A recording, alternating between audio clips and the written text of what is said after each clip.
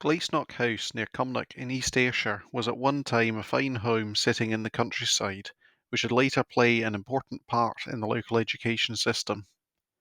However, in more recent times, it has sadly seen a rapid decline to becoming almost a ruin. In this video, we'll examine the history of this once grand building, including its brief spot in the limelight, and also take a look at how it's fallen into a derelict and dangerous state over the last decade. This is the Glaisnock House story.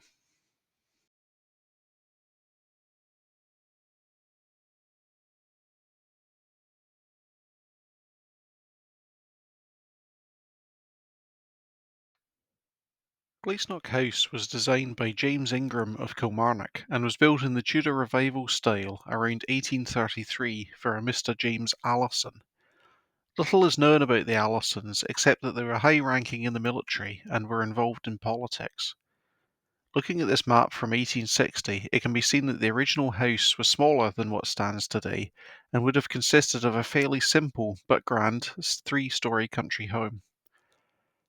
Later on in the 1800s, the estate passed from the Allison family to Captain Robert Campbell of Auchmanach in the parish of Sorn. It appears that this was when the house was first extended, as this map from 1896 shows, with the addition of a four-storey wing to the side and also a single-storey boiler house and coal store to the rear. It looks like this was then followed by a further three-storey extension also added to the rear, along with an array of outbuildings which formed an L-shaped courtyard. It's hard to tell exactly when these alterations were carried out, but this map from the early 1950s reflects the current layout of the buildings as it stands today. The result was a sprawling collection of wings which, although slightly ramshackle, would have been befitting of someone of high status at the time. It continued as a country home until around 1949, when the estate was broken up and the house was bought by the county council. In the austere times of post-war Britain, many of these old country houses were sold off and converted for civic uses. In the case of Glaisnock, it became a boys' residential secondary school, opening in 1952. This catered mostly for the sons of farmers, to train them for agricultural work. The usual school subjects were taught, alongside vocational studies such as plant culture, operation of farm machinery, and animal husbandry. It continued for this purpose until it closed in 1973 as the education system was modernised. However, Glaisnock then reopened as an outdoor education centre for schools and community groups. It seems that many local people I've spoken to who went to the school in Ayrshire in the 1970s and 80s had a trip to Glaisnock at some point, and it sounds like they had mostly enjoyable and memorable experiences. By the late 90s, the building had fallen into disuse, but it was still kept secure and in good order by the local council as they sought to move it on to a new owner.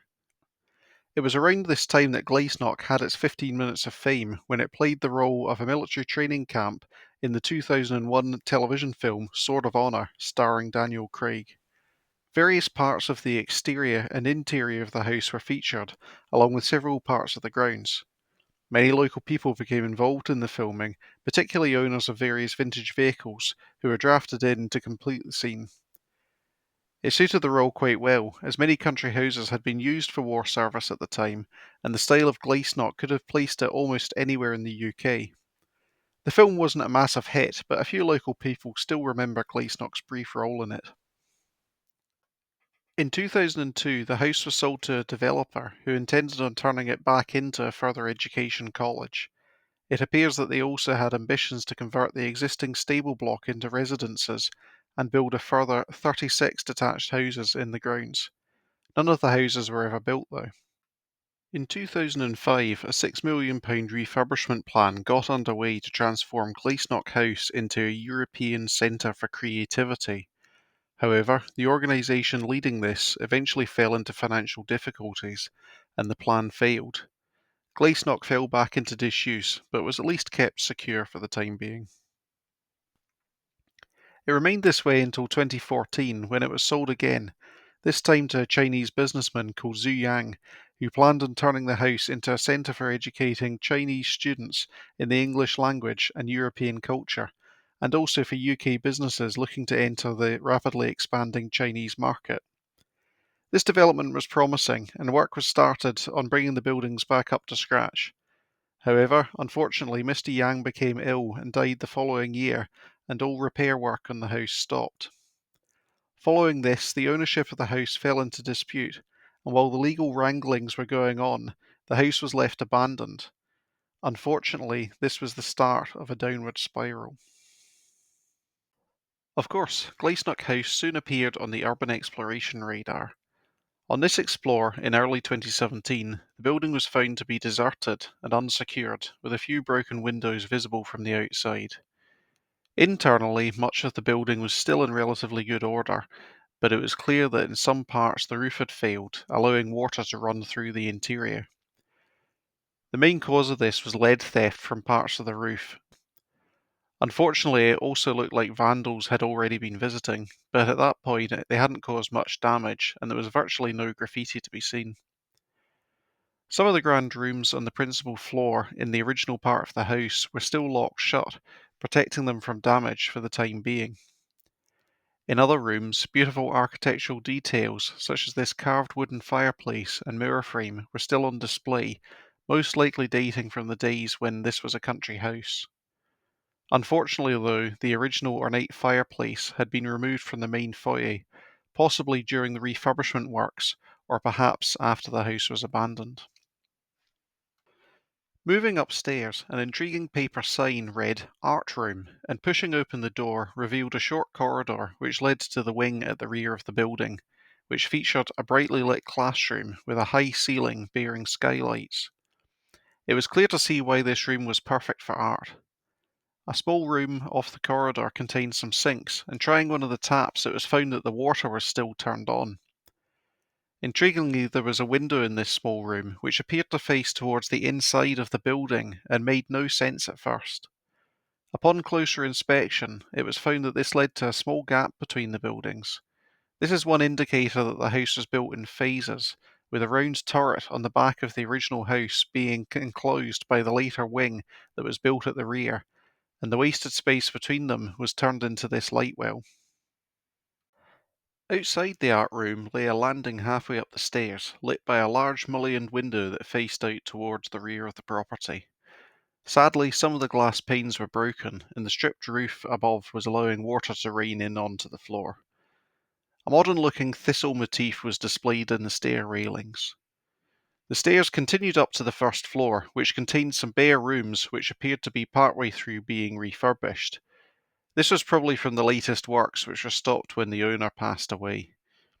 Here there were sections of the roof missing, with gaps covered by tarpaulins that had failed and were allowing water to run in. Props were holding up some of the beams, which were damp and sagging, and already the wooden floors were becoming dangerous with the rot spreading fast. Just off the main landing there was another staircase which led back down to the lower floors, and there was also a small round broom cupboard which was contained inside the old turret. Heading back down the main stairs, a doorway off the half landing led into the extension which was at the side of the original building. This contained yet more rooms which also looked to have been undergoing refurbishment. At the end of this wing, another staircase led up to the third floor, which contained yet more bedrooms, which had a good view out of the front of the building. The stairs went down all floors, so heading down to the bottom, the remaining section of the building was to be seen, the basement. This was actually at ground level, but was situated beneath the principal entrance floor. One of the first rooms to be seen was this long hall, which at one time used to be an American Skittles alley, according to the sales advert for the house from the 1940s. It's believed that during the school years and later on this was used as a dining area. The rest of the basement rooms were relatively uninteresting and looked to have been used as a mixture of classrooms, kitchens, and storage. At one end, a hallway led into the base of what was originally a conservatory, but had later been used as a common room. A doorway nearby led into a yard area bounded by outbuildings, but this was inaccessible at the time. In the art room wing, there was an intermediate floor above the basement level which contained the caretaker's flat, which was probably the last part of the building to actually be used, and this was still in generally good condition. A stairway led up from this back to the main foyer. This was a very interesting period in Glaisnock's life, as it was on the cusp of dereliction, and it was the last real chance to save the building. However, nothing happened, and the inevitable vandalism and theft continued to get worse. The building became a popular spot for local youths to hang out at, with locals frequently complaining about antisocial behaviour at the site.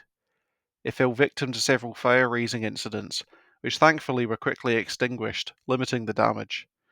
With the owners absent, attempts were made by the local authorities to keep the building secure, but the vandals continued relentlessly. A revisit at the end of 2023 revealed just how much Glaisnock had deteriorated in the space of a few years. The interior of the building had been completely destroyed by a combination of vandals, scrap hunters, and water ingress. The original section of the house was in the worst condition, with the rotten floors in some rooms sagging and collapsing into the spaces below. The iron balustrades on the main stairs were gone, having been broken off for scrap. The half landing was now completely open to the elements, with the roof and the window glass having been destroyed. Despite this, the stairs still stood firm, being made of solid stone along with the floor of the foyer and also the upper landing. The upstairs rooms of the original section were inaccessible due to the dangers of the collapsing roof and also the rotten floors. The art room wing was another sad sight, having suffered from a fire in 2020. The roof in this section was also failing, allowing the elements inside, resulting in the floor being covered by moss.